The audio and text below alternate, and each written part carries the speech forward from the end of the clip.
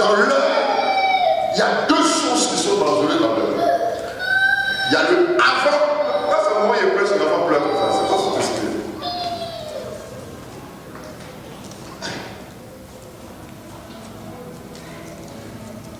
Il y a le avant Dieu, il y a le après Dieu, qui sont les problèmes du temps.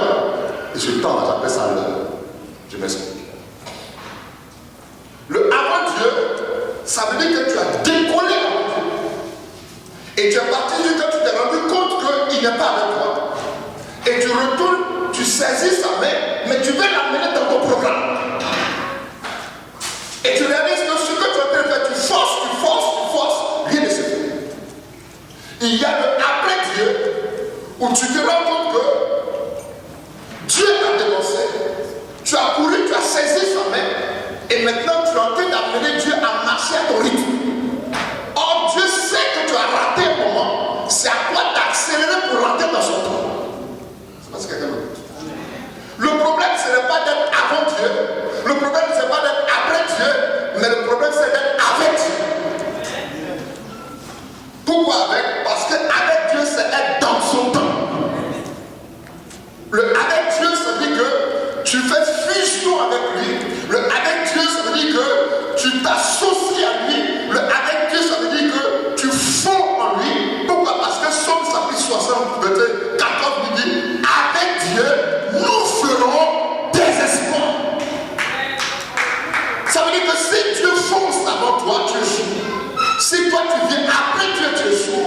Mais c'est d'être dans le temps de Dieu. Donc la connaissance du temps était importante parce que cette femme-là n'avait pas encore réalisé que le temps dans lequel elle était difficile. Je parlais de deux tests. Le premier test, surtout dans la Genèse, donc le temps, tu peux, comment je peux expliquer ça?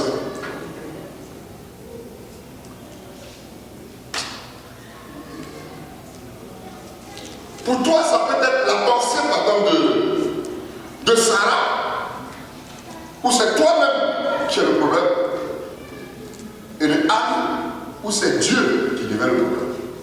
Je ne sais pas si quelqu'un m'a compris. Je vais expliquer ces deux paramètres. Mais je parle d'abord du premier paramètre, parce que Anne n'avait pas le même problème. Ils avaient le même problème, mais ils n'ont pas eu les mêmes réactions avec Anne et Sarah. Pour Anne, c'est que c'est Dieu lui-même qui l'avait rendu stérile. Et le test est précis. Vous prenez pour, comment il s'appelle, Sarah, c'est pratiquement la même chose, mais tu regardes que les événements sont différents parce qu'aucune personne n'a mortifié Sarah. Je pourrais dire ça. Mais l'action qui allait se produire devait amener d'abord Anne à prendre conscience du temps dans lequel elle est. Parce qu'à partir d'un certain moment, la ménopause se présenterait à elle. Donc elle allait rester éternellement dans le cadre. Donc elle a souhaité sortir du contexte dans lequel elle est et puis poser une action que jamais elle n'avait posée au préalable. Cette action, c'était de prendre conscience, d'abord la prise de conscience de son erreur, parce qu'elle agissait, elle attaquait la mauvaise personne. Elle combattait la mauvaise personne. Elle était en train de combattre qui? Pénina, qui l'a mortifié chaque jour. Or le problème, ce n'était pas Pénina qui était à la base, le problème c'était Dieu. Amen, amen. Dans nos vies, on doit prendre conscience et chercher qui est à la base de notre problème. Parce que 2017, si tu te retrouves à combattre le mauvais ou le mauvais adversaire, tu vas te retrouver dans des situations difficiles à la longue. Ces choses qu'on a combattues depuis des années vont te rattraper parce que tu n'as pas pris le temps de prendre conscience. Et il y avait une prise de conscience parce que la source de son mal c'était Dieu. Et elle devait prendre conscience du nom qu'elle portait. Son nom signifie Anne. Son nom signifie pas, son nom n'est pas Pénina. Son nom est Anne. Or, Anne signifie grâce. Anne signifie supplication. Bon, pour que le nom puisse agir, il va falloir que tu rentres dans la peau de ce nom. Donc, pour supplier quelqu'un, il va falloir prendre conscience de l'état dans lequel tu es. Pour que la grâce se manifeste,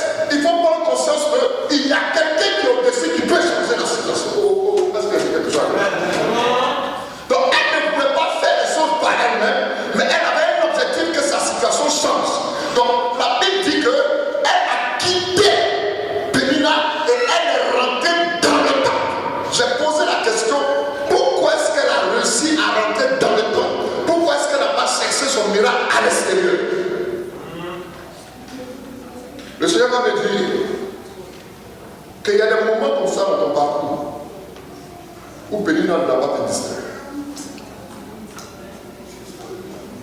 Il y a des choses en cette année où tu dois prendre conscience que tu dois te détacher de certaines choses qui peuvent te freiner en cours.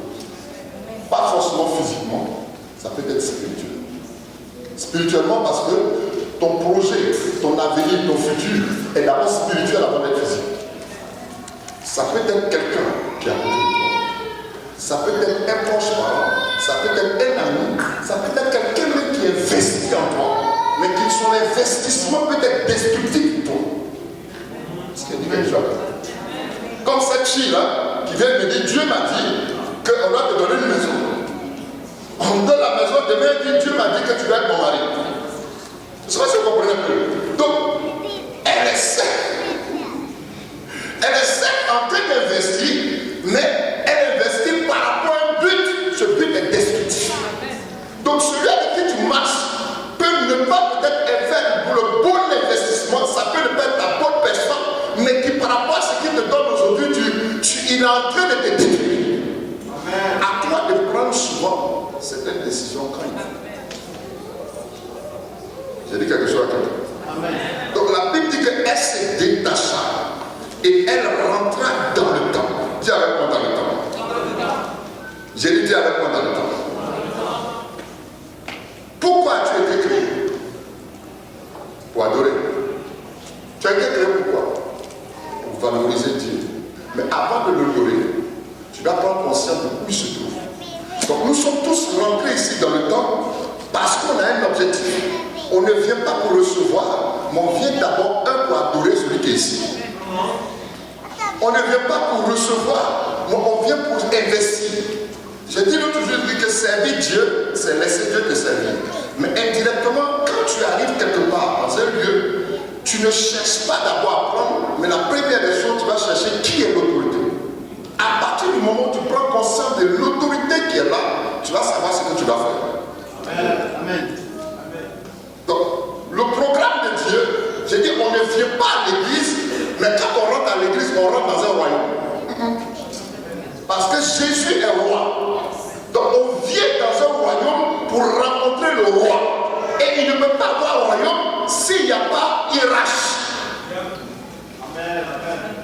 À tous les niveaux, on doit prendre conscience de ça. Je dis pourquoi le temps? Parce qu'Anne devait prendre conscience de qui elle est. Est-ce que tu as pris conscience de qui tu es? Est-ce que tu as pris conscience du but pour lequel tu arrives à l'église? Mon frère, j'ai dormi à même le soir. Parce que j'ai fui quelque chose. Il y a des moments où je me posais des questions. Mais Dieu m'a répondu à même le soir où j'étais. Peut-être comprendre qu'il a répondu. Pourquoi le temps? Parce qu'il y a trois choses qui sont importantes. Écoutez-moi. Tu sais, le jour où Jésus a rencontré ses disciples, il marchait avec les disciples et les disciples ont montré le temple. Ils ont dit, Seigneur, voici ce temple. Il dit, détruisez ce temple-là si vous voulez, et en 3 jours, je le reconstruis. Les pharisiens sont venus poser une question à Jésus.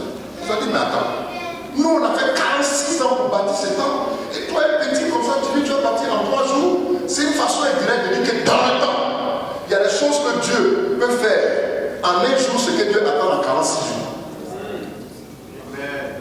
C'est-à-dire ce que les gens attendaient depuis 46 jours, Dieu pouvait le faire en un jour. Où? Dans le temps. Dans le même temps, Anne est rentrée parce qu'Anne a pris conscience de l'objectif, c'est que le jour où Jésus est tenté de renverser, les gens étaient en train de vendre dans le temps. La Bible, il vendait des animaux, il faisait des échanges dans le temps. Jésus est venu, il a pris tout ce qui est pigeon, les animaux, il a jeté hors du temps. Mais dans le temps, il a versé des pièces d'argent. Je sais pas si quelqu'un m'a compris. Tous les autres commerces qu'on faisait, Jésus a mis dehors. Mais là où il y avait l'argent, il a versé ça dans le temps. Ça veut dire que dans le temps, il y a l'abondance. Donc Anne a conscience que si elle rentre dans le temps, il y a des choses qu'elle peut avoir qu'elle ne peut pas avoir dehors. Si elle rentre dans le temps, sa situation peut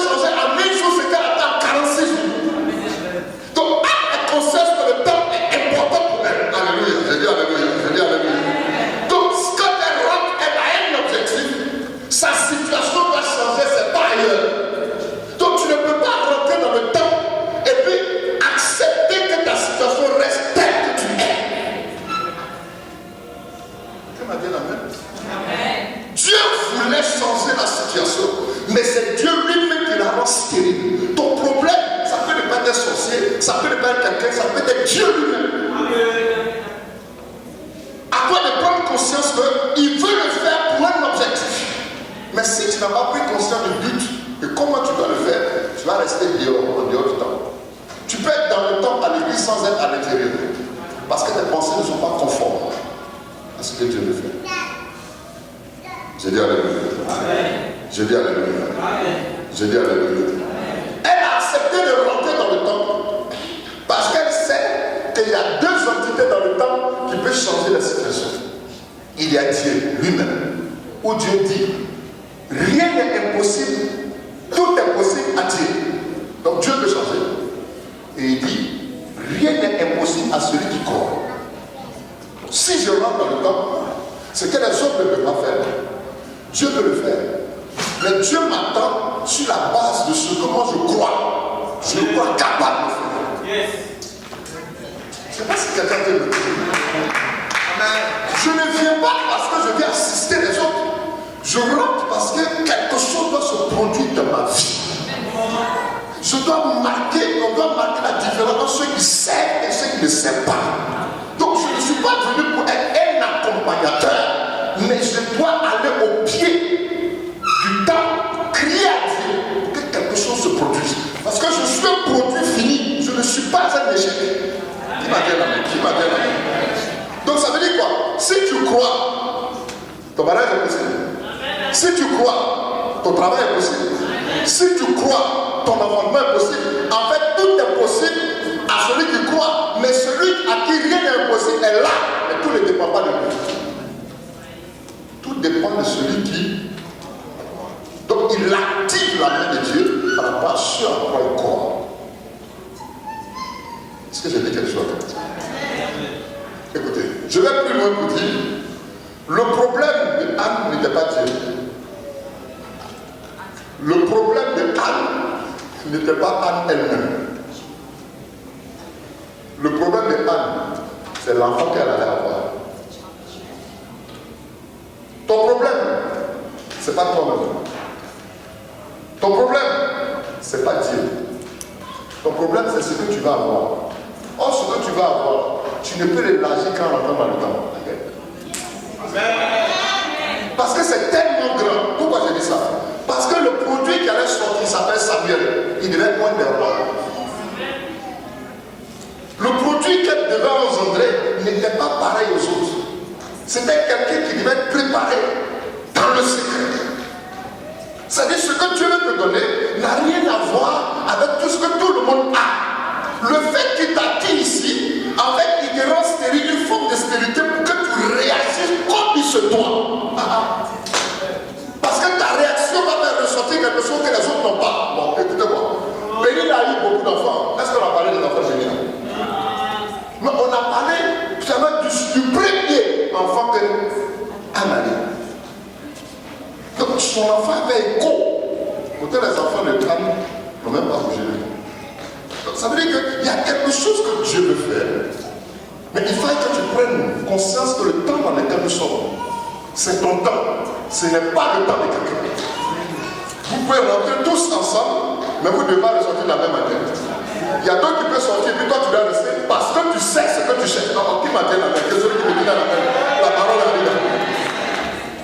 Parce que l'enfant qui allait sortir, il s'appelle Samuel. Samuel veut dire Dieu a entendu, ou alors entendu de Dieu. Donc cet enfant-là n'avait rien à voir avec tous les autres. Cet enfant-là il allait sortir prophète et juge.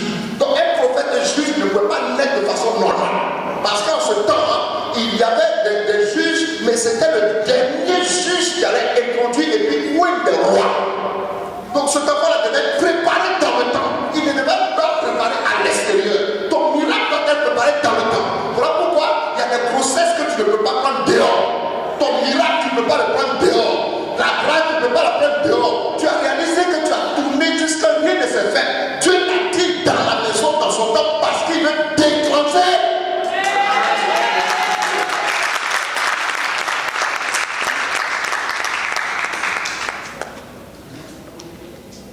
Est-ce que quelqu'un m'a saisi? J'ai dit à Dieu, je refuse d'être pareil.